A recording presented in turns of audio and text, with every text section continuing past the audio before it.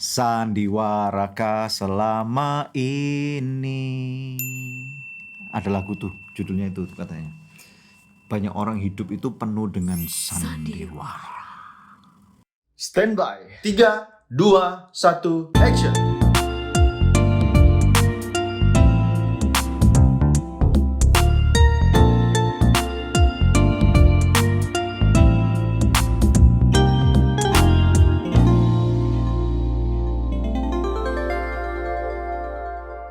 Di episode ini kita akan menjawab beberapa pertanyaan yang sudah masuk selama ini ya. Yuk kita lihat satu persatu dan kita akan belajar bersama-sama dari kisah kehidupan yang beraneka ragam. Yang pertama apa? Ini tuh hanya di Love Revolution guys, karena cinta perlu perjuangan dan tindakan nyata.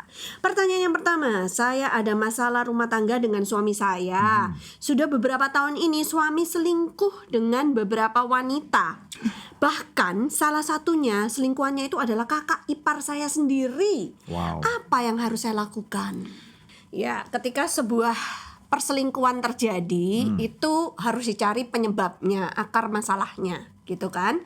Bisa jadi si suami ini punya trauma masa lalu yang dibawa sampai dengan hari ini, sehingga menyebabkan perselingkuhan ini terjadi. Nah, yang bisa kami sarankan, coba pergi ke seorang konselor atau psikiater atau psikolog ya, yang mempunyai alat ukur bagaimana suami kamu bisa diberikan konseling, lalu dites psikotes kejiwaannya sehingga bisa menemukan sebenarnya akar masalahnya itu di mana. Kenapa dia sampai harus berselingkuh seperti itu. Nah, tentunya pada waktu suatu kondisi di mana salah satu pasangan itu kemudian berselingkuh, ini kondisi yang menyakitkan. Iya, dan gak mudah untuk memaafkan. Betul, karena ini istilahnya ada suatu trust atau rasa percaya itu kemudian di breach atau dirusak.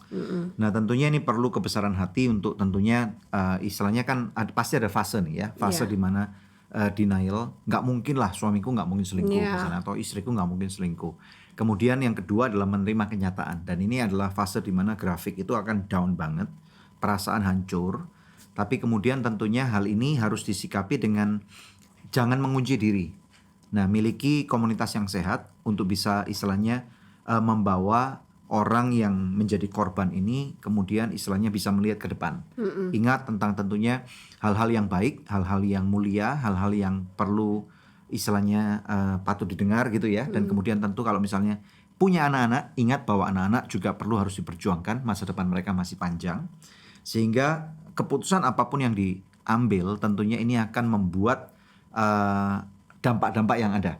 Memang ini bukan suatu hal yang mudah tentunya ya, pasti istrinya ini merasa sangat bersalah, mungkin punya andil apa, kenapa suaminya sampai berselingkuh, apakah karena dia kurang cakap untuk melayani suaminya dan lain sebagainya ya. Tapi memang diperlukan suatu kebesaran hati untuk bisa introspeksi diri dari pihak istri gitu ya, dan mau mendoakan suaminya supaya suaminya ini sadar dan bisa bertobat kembali ke jalan Tuhan yang benar. Seperti itu. Tentunya setiap case nanti harus dilihat juga kira-kira akar masalahnya apa.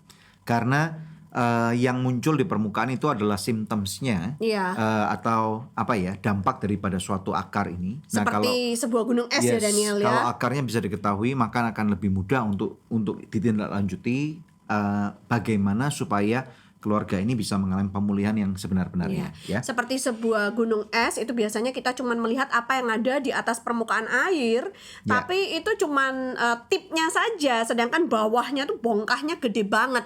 Dan biasanya yang membuat kapal itu karam adalah bawahnya ini yang tidak kelihatan. Jadi makanya harus dicari sampai ke akar-akarnya apa penyebab masalah ini terjadi. Ya, dan tentunya kalau kita misalnya ngelihat ada orang-orang biasanya bertanya nih, boleh cerai nggak nih ya? Kalau misalnya udah sampai terjadi seperti ini, kalau kita ngelihat di dalam satu konteks firman Tuhan, tentunya firman Tuhan mengizinkan seseorang kalau misalnya memang hatinya udah keras dan harus bercerai, itu karena masalah perselingkuhan. Namun demikian kita harus tahu bahwa apa yang seringkali kita bahas di dalam Love Revolution Podcast, bahwa perceraian bukan jalan akhir yang terbaik. Karena bukan itu yang dikehendaki oleh Tuhan. Bukan itu yang dikehendaki oleh Tuhan. Karena pada waktu perceraian terjadi, yang namanya luka itu pasti akan semakin menganga. Laki-lakinya terluka, perempuan terluka, anak-anak juga terluka. Jadi alangkah baiknya, tentunya tidak mudah kami mengatakan seperti ini. Pada waktu ada pihak yang menjadi korban, kemudian mulai berbesar hati, minta intervensi daripada Tuhan, dan kemudian sampai adanya pemulihan, kemudian mengampuni terjadi, kemudian rekonsiliasi terjadi, ini tentunya akan jauh sangat indah daripada perceraian harus terjadi, ya. Iya. Apakah pernah ada orang-orang yang berhasil dalam hal ini? Tentunya ada. Ada. Kita udah bahas dan kita nggak akan bahas lagi, tinggal Anda lihat dari beberapa episode yang berikutnya, Sebelumnya. ya. Mungkin di kolom chat nanti Anda bisa temukan ada link daripada episode-episode ini, ya. Oke. Semarak Mega Undian First Rewards total 1 miliar. Kemudian Oke, yang kedua. kita lanjut ya dengan pertanyaan yang Yes, kedua.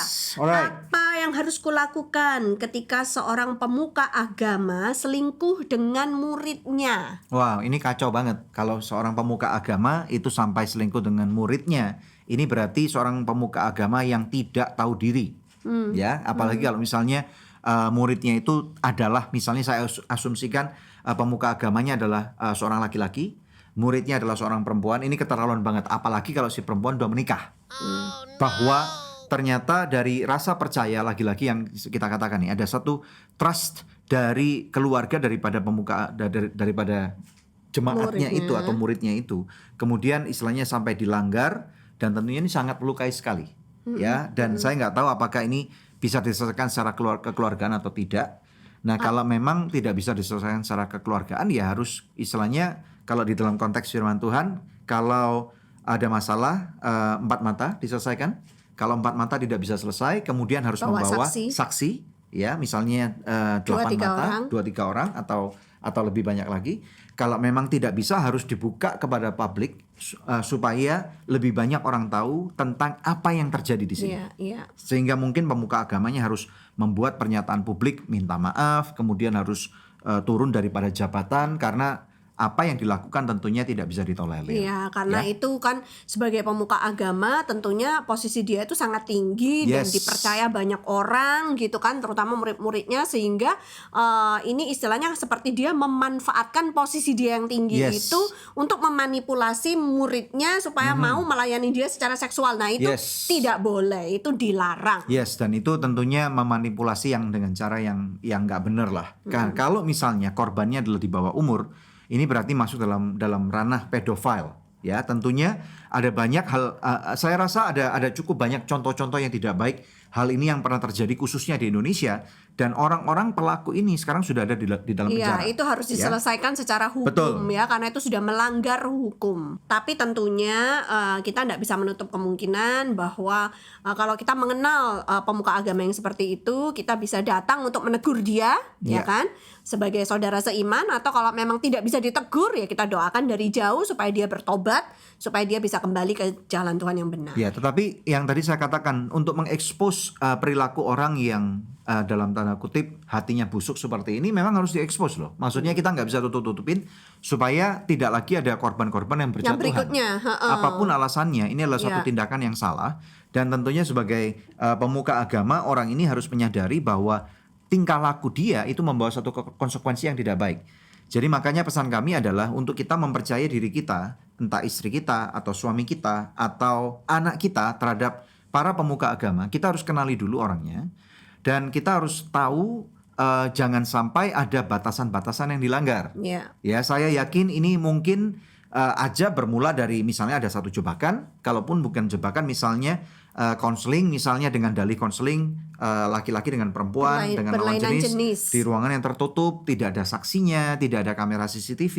itu Nah, nggak boleh ini ya. sudah melanggar kode etik. Yes. Makanya kode yes. etik harus dipegang dengan Dijaga. baik-baik.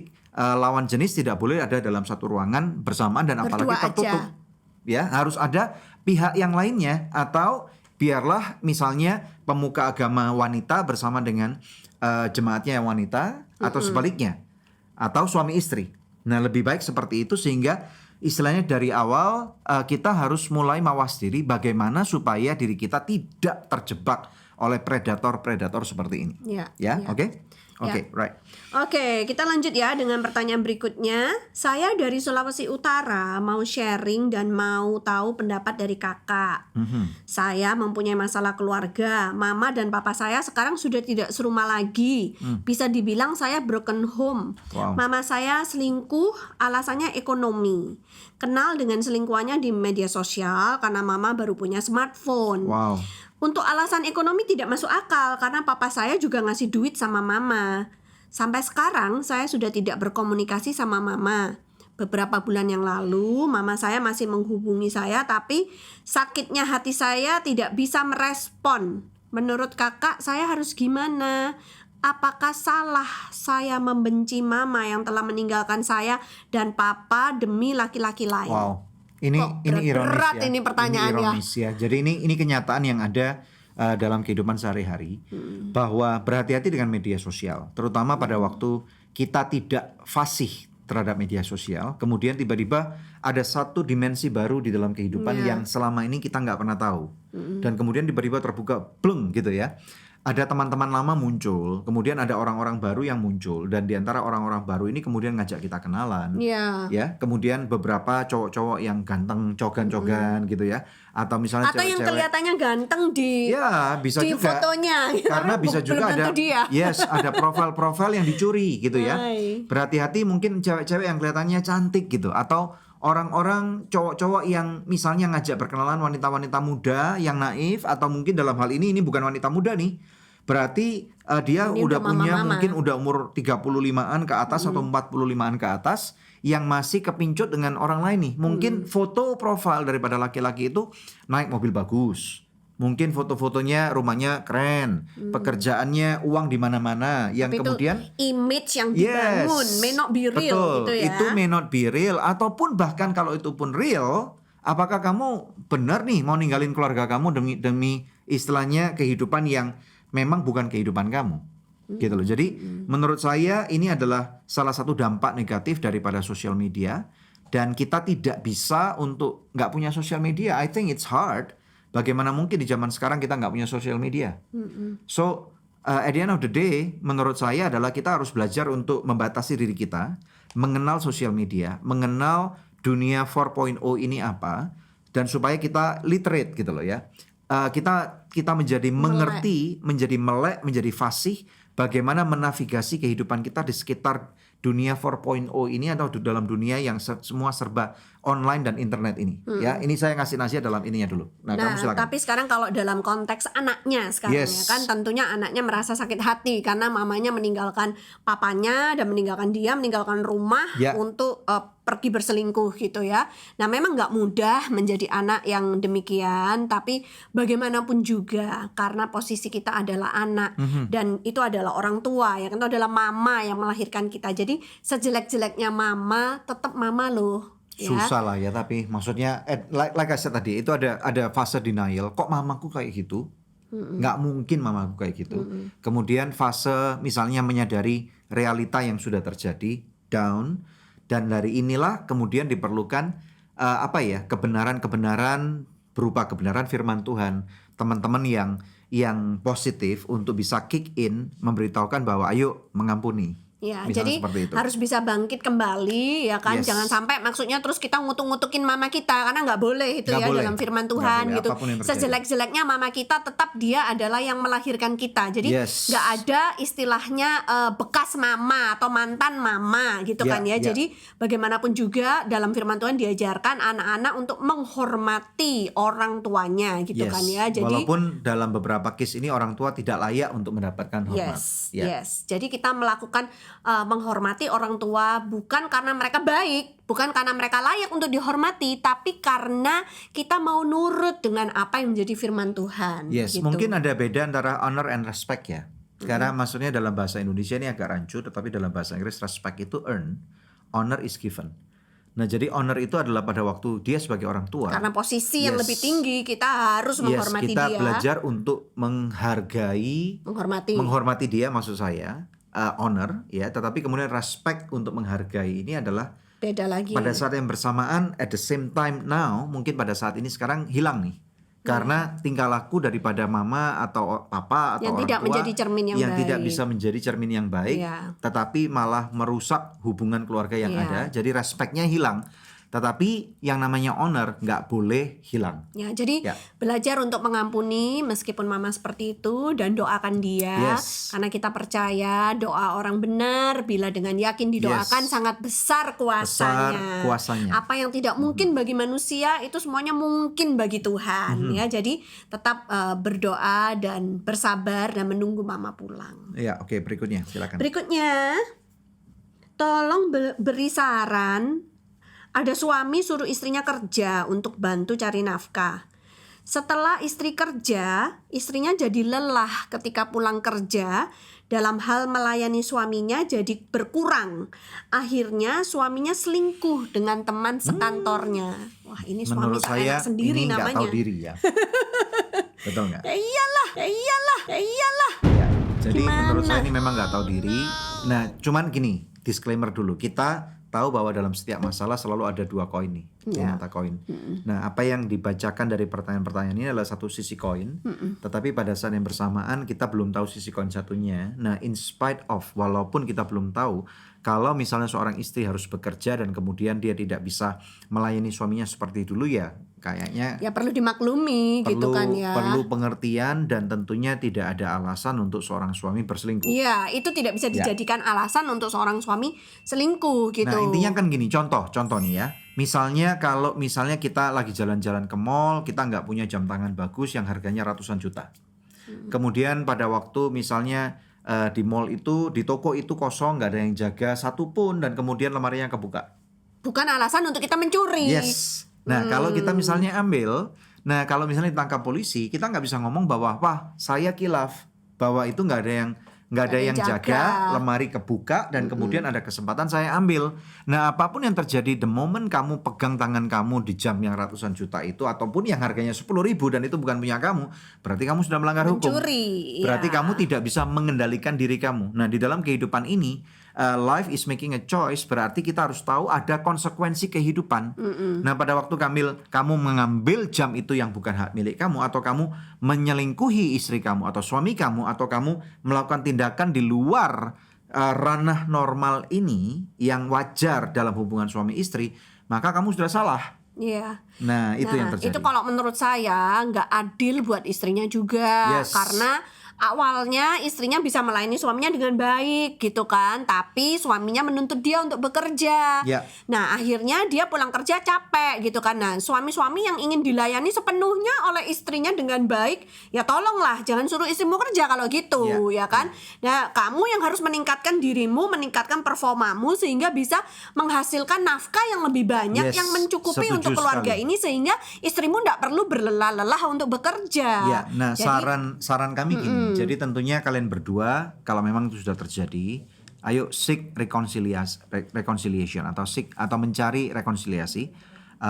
Perlu datang kepada pihak konselor ya. untuk misalnya bisa dibantu supaya kerusakan-kerusakan yang ada ini bisa diminimalisir, Ya. dan kemudian bisa belajar bersama-sama untuk saling mengampuni, Bekerja sama. saling menerima, dan kemudian untuk mulai ambil satu titik balik kapan kita akan belajar untuk melupakan hal itu.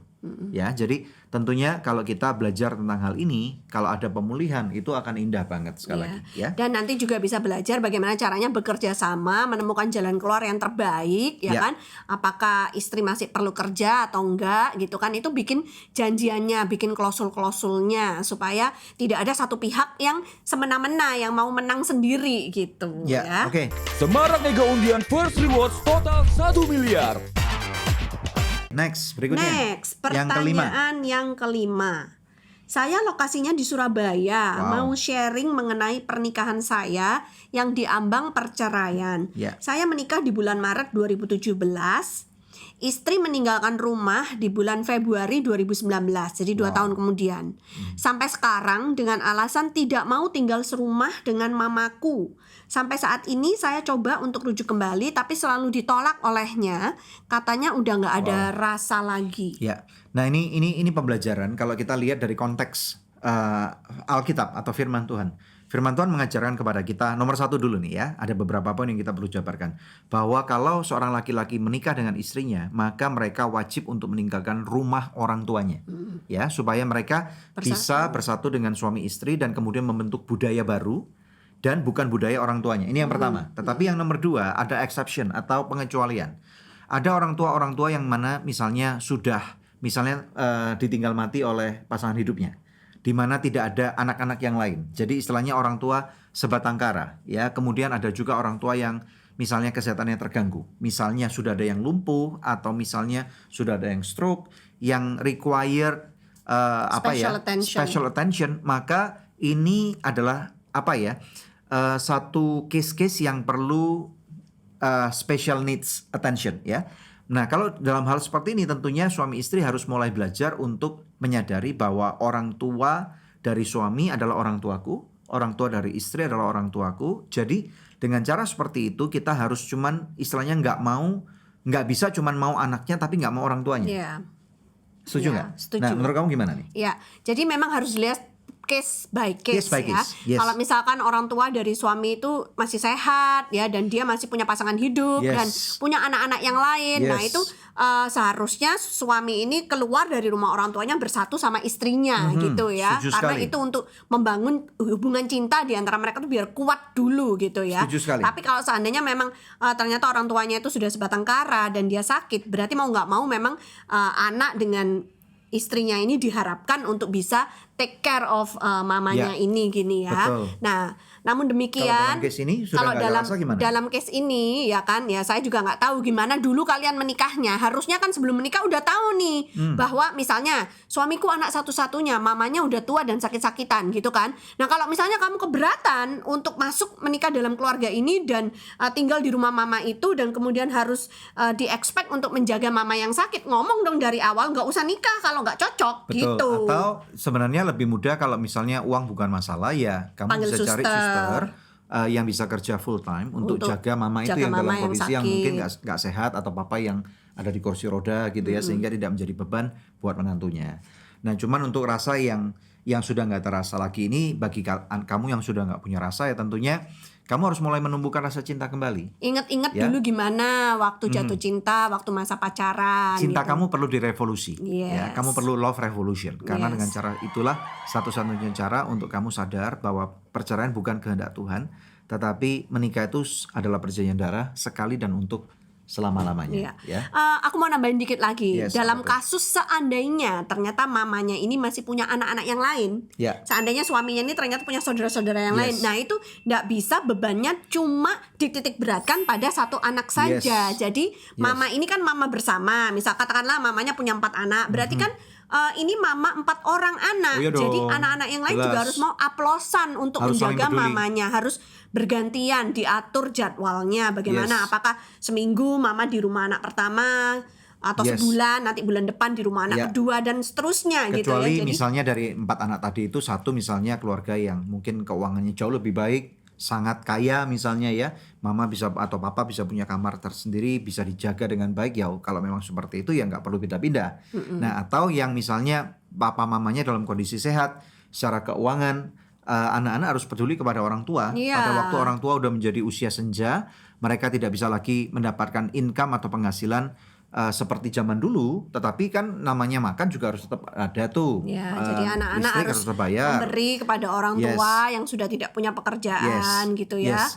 Saya rasa tidak banyak orang tua yang akan mau berkeluh kesah kepada anak-anaknya. Atau minta duit ke anak-anaknya karena kan budaya timur Yes. gitu. Ada tipe orang tua yang berani berkeluh kesah, tetapi saya rasa lebih banyak orang tua tipe yang tidak mau Diam. berkeluh kesah, diam. Nah, jadi bagi kalian yang sudah bekerja dan bahkan mungkin taraf kehidupan pun belum menjadi orang yang kaya raya, tetapi yang sudah mulai diberkati oleh Tuhan, percayalah bahwa pada waktu kamu berbagi kepada orang tuamu, di situ sama dengan kamu memberkati Tuhan loh. Iya, pintu jadi- surga terbuka. Yes, memang orang tua bukanlah sumber berkat itu Tuhan. Tetapi pada waktu kamu peduli dengan orang tuamu, kamu tidak lagi menunggu orang tuamu untuk minta uang kepada kamu, karena orang tua juga hatinya bisa hancur kalau harus minta uang kepada anaknya. Iya. Tetapi anak harus peduli. Kalau apa yang menjadi kebutuhan orang tua, mulai sadari, mulai selidiki dan kemudian mulai berkati orang tuamu seperti bagaimana orang tua kamu dulu memberkati kamu pada waktu kamu bertumbuh kembang. Iya. Ya. Satu Oke? lagi itu Dan, tadi Yes. kan kamu bilang kalau kecuali di antara 4 anak ini ada satu yang sangat kaya, punya rumah Yes. yang besar, satu kamar dikhususkan buat papa mamanya Yes. gitu kan. Nah, meskipun demikian 3 anak yang lain tidak boleh take it Nggak for boleh diam granted. aja, betul. Ya, bagaimanapun juga itu tetap papa mama kamu, bukan Yes. cuman punya Setuju. satu anak yang kaya ini aja. Setuju. Jadi 3 anak yang lain tetap harus gimana Yes, caranya mungkin- memberikan perhatian, tetap belikan datang, vitamin, ya. belikan baju, Mengunjungi, ya tetap ada sumbangsinya, urunan apa, Yes. patungan gitu untuk beliin orang tua apa kasih atau apa. namanya hadiah, kasih angpau, kasih macam-macam lah ya. Jadi itu anak yang paling kaya pun tidak akan merasa diberatkan gitu. Oh, adik-adikku ngerti kok, adik-adikku tetap ada perhatiannya gitu. ya kan nggak melulu itu kakak pertama, bisa juga ternyata kakak-kakakku mengerti kok, kan bisa aja anak paling kecil Oh paling kaya, gitu ya, bisa anak juga paling dong. kecil paling kaya. Iya kan, bisa juga kan. Kayak statusnya Alright, Yusuf. betul kan. Jadi bisa juga akhirnya mengerti ternyata kakak-kakakku nggak manipulasi aku gitu loh ya. Oke lah. Oke, jadi semoga ini membantu. Kita akan cari waktu-waktu khusus lainnya untuk bagaimana kita bisa membahas pertanyaan-pertanyaan karena sebenarnya masih ada beberapa. Tetapi karena waktu, kita percaya bahwa semoga apa yang kami bahas hari ini bisa menjadi berkat buat kalian karena memang cinta itu perlu perjuangan. Dan tindakan nyata. So till we'll see you again in the next episode. Ciao.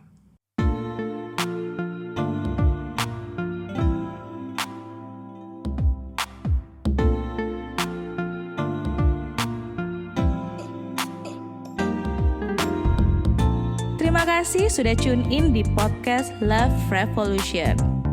Kalau kamu ngerasa feel-nya dapet banget nih sama konten ini, langsung aja bisa share di sosmed kamu. Dan jangan lupa untuk tag dan juga follow Instagram Daniel Hendrata dan juga Debbie Katarina. Kalau kamu mau belajar lebih dalam lagi nih tentang konten Love Revolution ini, kamu bisa dapetin bukunya di Tokopedia. Hal yang penting banget dalam pernikahan atau keluarga apa tuh? Komunikasi. Komunikasi. Ya.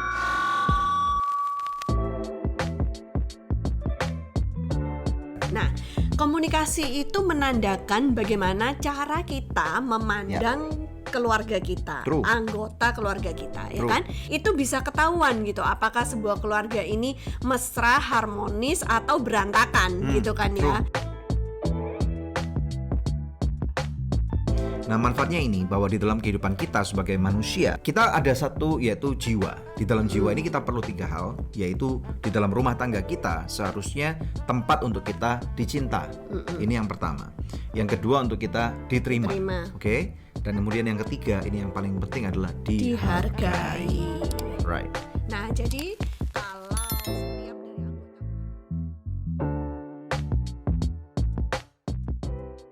Semarak Mega Undian First Rewards total 1 miliar.